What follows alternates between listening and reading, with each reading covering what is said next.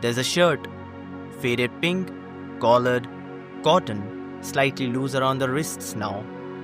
She bought it for him on their first anniversary, a decade ago, back when they still sat close on the sofa, arms touching without needing a reason. Back when they'd go out just to walk with no purpose, just to be outside together. Stopping for roadside ice creams, then finding some silly reason to laugh until their stomachs hurt. He loved that shirt, wore it on weekends, folded it gently himself.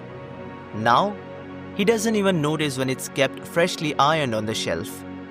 But she still folds it every Sunday evening. Not out of duty, not out of habit, but because some things are better remembered through ritual. Their marriage wasn't broken, not how it looks. There were no slammed doors, no whispered names of someone else, no separate beds, just distance.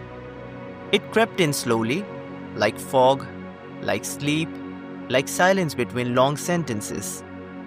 First, it was fewer conversations, then fewer meals together, then separate phone screens lighting up the room where they once talked about dreams. Their voices had grown quieter, not angry, just careful, safe, punctuated by sighs. They still functioned, bills were paid, groceries bought. They asked each other about work. They visited his mother on some Sundays and her sister on festivals. But between the essentials, the thread had loosened, the kind that once tied hand to hand, gaze to gaze. Now their lives ran parallel, close, polite, but untouched. He still kept a toothbrush on her side of the sink. She still left a towel for him near the shower. They weren't strangers, but they weren't quite companions anymore either. On Sundays, while he watched the news on low volume, she did the laundry. He didn't ask her to. She didn't ask him if he needed anything. They just stayed in the same house, moving in circles that never quite overlapped. But that shirt, that one shirt, she washed it with her own hands, always separately, even when the machine was free. She used a milder soap because he once said the strong one gave him a rash. He didn't remember saying that. She did. She always did. She let it dry in the shade, not sun, so the color wouldn't fade. Pressed it lightly, never too hot, just enough to ease the creases, the way he used to like it. In the dining room, the chairs were still opposite each other. They still passed the salt with soft hands, still asked, rice, and waited for a nod. Still remembered who took sugar in tea and who didn't. They ate in rhythm, not out of harmony but out of muscle memory, like dance partners who had long forgotten the music but still knew the steps. Sometimes they'd finish a meal and sit there, not speaking, not leaving, not together, not apart, just paused. When she folded the shirt, she did it slowly. She laid it flat on the bed, smoothed the creases with her palm, and ran her fingers over the collar, straightening it. Then the sleeves, folded perfectly inward. Then the base, up, once, then twice, into a neat square. She didn't know if he noticed, but she placed it on his side of the wardrobe, always facing forward, always the topmost piece, like an offering or maybe a message.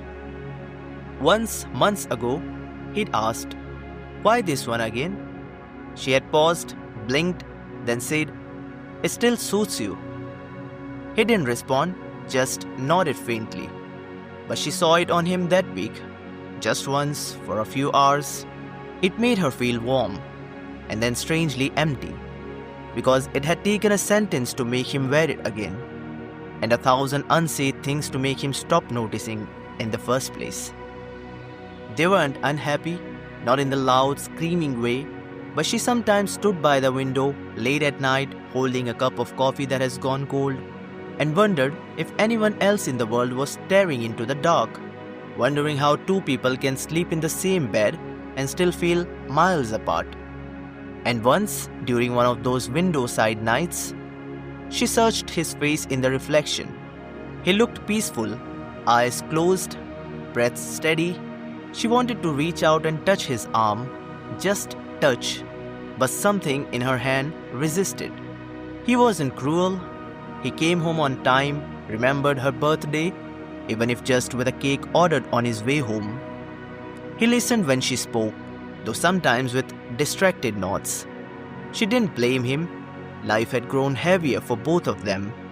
Jobs, parents, schedules, headaches, miscarriages. But it still hurt, the way his eyes skimmed past her when she entered the room, the way his laugh became rarer around her, the way we had slowly become you and I.